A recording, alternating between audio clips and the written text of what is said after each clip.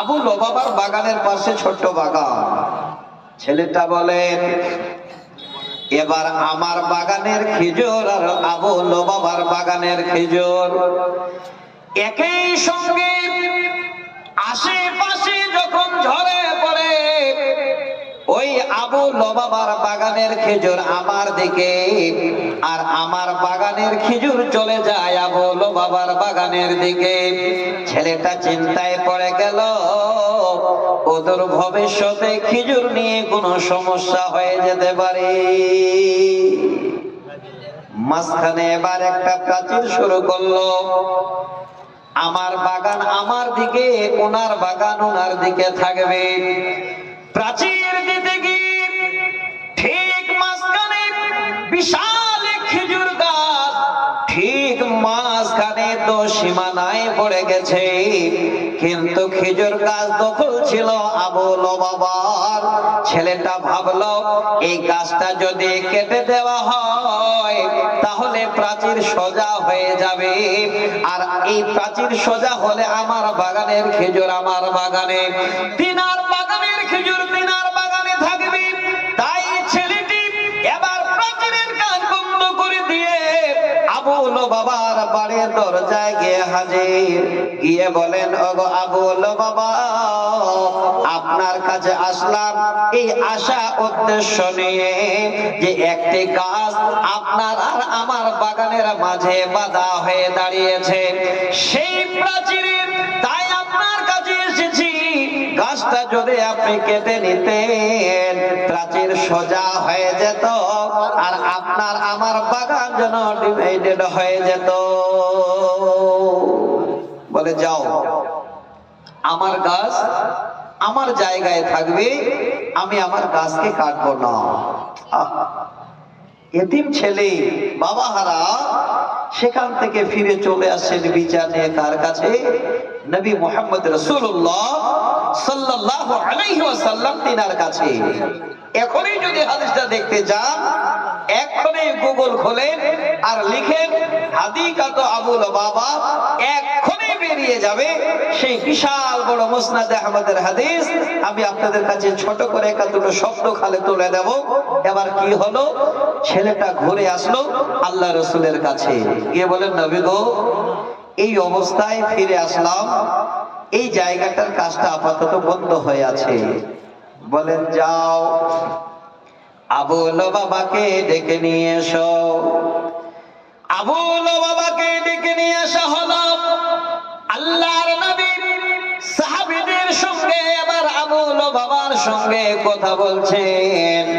ও আবু লোবাবা, এই এতিম সন্তান, তার বাগান হলো তোমার বাগানের পাশে, অতএব তোমাদের মধ্যে যদি কোনো সমস্যা কোনোদিন না হয়, তাই মাঝখানে প্রাচীর দেওয়া হয়।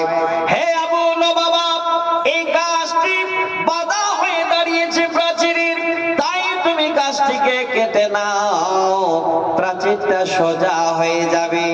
আবু লোবাবা আল্লাহর নবীর সামনে আবার যেন অস্বীকার করে দিল, না, আমার বাগানের গাছ আমার যেখানে আছে সেখানেই থাকবে। আল্লাহ রাসূল আবু লোবাবাকে তখন বলছে, ওরে আবু লোবাবা, ভালো করে শোনো, আমি নবী বলছি, আজকের দিনে তুমি যদি সেই গাছটাকে সুন্দর করে কেটে নাও, সেই গাছটাকে সরিয়ে নাও, আমি নবী আল্লাহর জান্নাতে একটি গাছের জিম্মাদার হব। যখনই সেই কথা বলা, নবীর সাহাবীরা পিছনে আছেন, সবাই যেন মাথায় হাত, সুবহানাল্লাহ, এত বড় ভাগ্যবান, এত বড় নবীর মুখের কথা বেরিয়েছে। আবু লোবাবা এখনো দেখে আছে কেন? কিন্তু আবু লোবাবার নবীর সম্বন্ধে জ্ঞান ছিল না, আবার নবীর কথাটাকে অমান্য করে দিয়েছে। বলেন না, আমার গাছ দেব না। মুসলিম সমাজ ভালো করে দেখেন, ওই জায়গাটা পাওয়ার জন্য সাহাবীরা কি না চেষ্টা করেছে। এবার পিছনে সাহাবীরা সবাই থই বই করে। একজন সাহাবী আবু দাহদা, হাদিসটাতে স্পষ্ট ভাষায় যেন রয়েছে, তিনি পিছনের দিক থেকে আর দাঁড়িয়ে থাকতে পারেন না, আল্লাহর নবীর কাছে গিয়ে বলেন, ওগো আল্লাহর নবী, ওই গাছের জন্য জান্নাতের গাছের আপনি জামিনদার হলেন, শুধু ওই আবু লুবাবার জন্য না আরো কারো জন্য? নবী বলেন, ওরে আবু দাহদা, এই গাছের যেই ফয়সালা করে দিতে পারবে, আমি নবী জান্নাতে যেন সে একটা গাছের জিম্মাদার হব। শোনেন রে বন্ধু, ওরে বাবা আমার, হে দিনী ভাই, পৃথিবীর বুকে আল্লাহর জান্নাতের আশার জন্য কত রকমের সাহাবীরা আমল চালিয়েছেন। আবু দাহদা বলেন, আমার যেন আর কোনো মতই থেমে থাকা যায় না, আমি যেন উৎফুল্ল হয়ে গেলাম, সরাসরি হাঁটতে হাঁটতে হাঁটতে আমি আবু লুবাবার বাড়ির দরজায় হাজির হয়ে গেলাম। আবার ডাকছে, আবু লুবাবা ভাই, আমি তোমার কাছে এসেছি, আবু দাহদা একটু বের হবে?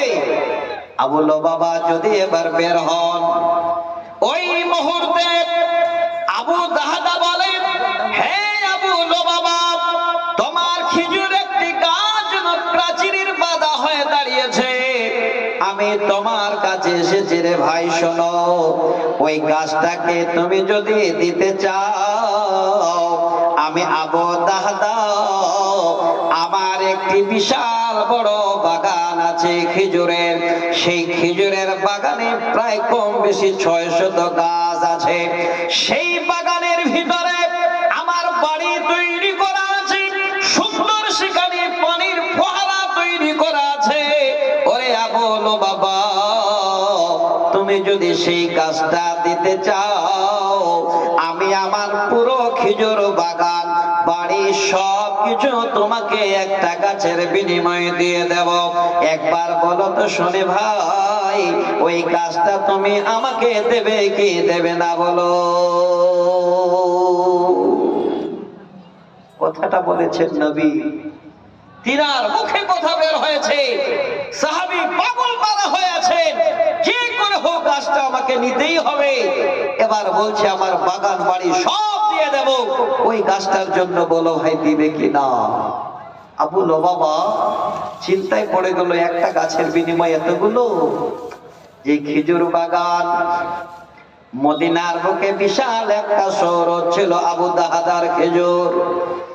সেই মুহূর্তে আবু লুবাবা সঙ্গে বলে দিল, ওরে আবু দাহদা, যদি এইভাবে আশা করো, আমি আমার কাজ তোমাকে দিয়ে দিলাম, যাও, কোন রকমের আমার দ্বিমত নাই। যখনই বলা, নবীর সাহাবী আবু দাহদা যেন সুন্দর করে বলেন আলহামদুলিল্লাহ, খুশিতে আটকা না, কারণ মন ভরে গেছে। দুনিয়ার সম্পদের কি মূল্য, এই বাগান বাড়ির কি মূল্য, একটা গাছের বিনিময়ে নবীজি জান্নাতের গাছের জিম্মা নেবেন, এই সুযোগ যেন আমি আর হাতছাড়া করলাম না। আলহামদুলিল্লাহ পরে খুশিতে এবার তাড়াতাড়ি করে চলে আসছে সেই বাগানে, সেই বাড়িতে গিয়ে নিজের বিবিকে সংবাদ জানাবে।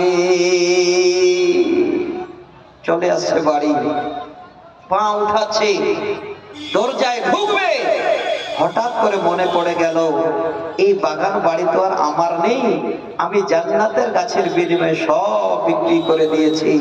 দরজায় দাঁড়িয়ে আওয়াজ দিচ্ছে, ওরে উম্মে দাহদা, নিজের বিবিকে দরজা থেকে আওয়াজ দিচ্ছে, শোনো, হ্যাঁ বিবি, বেরিয়ে এসো। যেমন স্বামী তেমন স্ত্রী, দেখুন পৃথিবীর মুখে কেমন যেন নজির। বিবি বলেন, স্বামী গো বলুন, কি বলতে চান? যা বলার আসুন ঘরে বলুন। আবু দাহদা দরজায় দাঁড়িয়ে বলেন, বিবি রে, ঘরে যাওয়ার সময় নাই, শুনে যাও।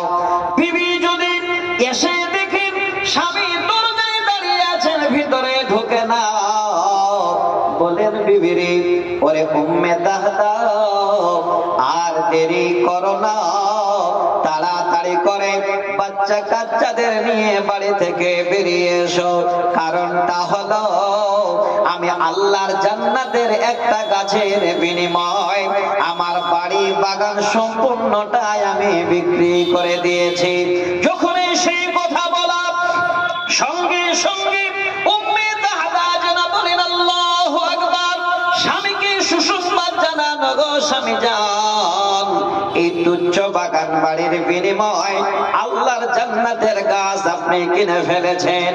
একটু অপেক্ষা করুন, আমি আমার ছেলে মেয়েদের নিয়ে তাড়াতাড়ি করে বেরিয়ে আসি। হে মা বোন, আপনারাও ভালো করে শুনেন। উম্মে তাহারা বাচ্চাদের নিয়ে বেরিয়ে আসছে। আসার পথে জামার পকেট গুলোতে হাত বুলিয়ে দেখছে যেন বাচ্চাদের পকেটে বাড়ি থেকে কিঞ্চিত কিছু না বেরিয়ে যায়। কারণ একটা জান্নাতের গাছের বিনিময়ে আমার স্বামী সব বিক্রি করে দিয়েছেন। ওই অবস্থায় বেরিয়ে গেলেন আল্লাহর নবী জনাবে মুহাম্মদ রাসূলুল্লাহ সাল্লাল্লাহু আলাইহি ওয়াসাল্লাম। তিনি বলেন, ইন্না ফিল জান্নাতি শাজারাতান ইয়াসিরুর রাকিবু ফি যিল্লিহা মিয়াতু আমিন লা ইয়াকতাউহা। হে আমার উম্মত, আল্লাহর জান্নাতে এমন একটি গাছ হবে রে, যেই গাছের ছায়া এত দূর পর্যন্ত বিস্তারিত হবে। আল্লাহর বান্দারা তারা সেই গাছের ছায়ায় জান্নাতের ভিতরে চলতে চলতে চলতে 100 বছর তারা চলা শেষ করে দেবে। তারপরেও ওই জান্নাতের গাছের ছায়া শেষ হবে না। আমার বাপ, ওরে আমার ভাই, সুযোগটা চলে এসেছে। আল্লাহ